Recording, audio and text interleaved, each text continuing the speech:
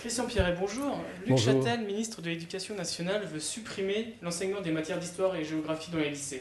Qu'en pensez-vous? Alors je crois que c'est d'abord un peu plus compliqué qu'une suppression. Le ministre de l'Éducation nationale souhaite réserver l'enseignement de l'histoire et de la géographie aux classes de première, éventuellement renforcer son enseignement en première et en tout cas, et c'est ce qui me heurte un peu, le supprimer pour les classes S de terminale. Et le réserver à ce titre à une option.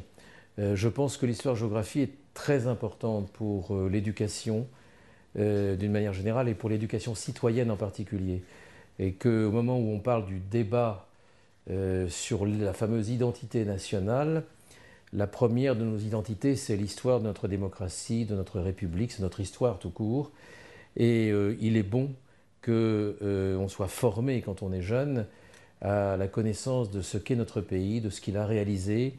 Et il est bon que l'histoire, ses grands moments, ses grandes explications aussi, explications économiques et sociales qui sous-tendent l'arc historique dans son ensemble, puissent être dispensées aux plus jeunes. Sans ça, il n'y a pas de République et pas de démocratie.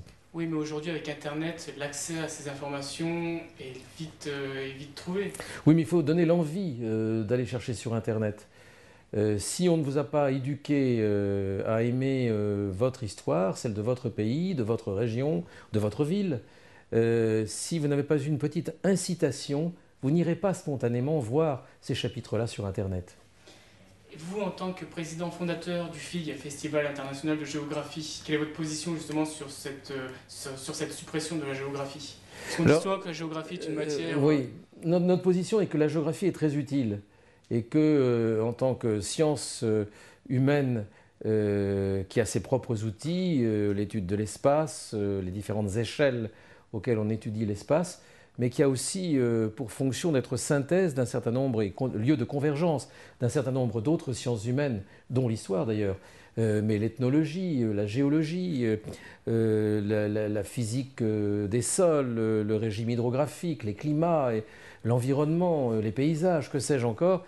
Eh bien, cette science est utile à l'homme cultivé, aux décideurs et aux citoyens tout court du XXIe siècle. Et je pense en plus que la géographie appliquée peut servir pour mieux vivre la ville, pour mieux vivre l'espace aménagé par les hommes, pour mieux vivre les relations entre le Nord et le Sud. Bref, c'est une science qui n'est pas simplement une science de connaissance, mais aussi une science de l'action. Elle est utile à l'homme d'action.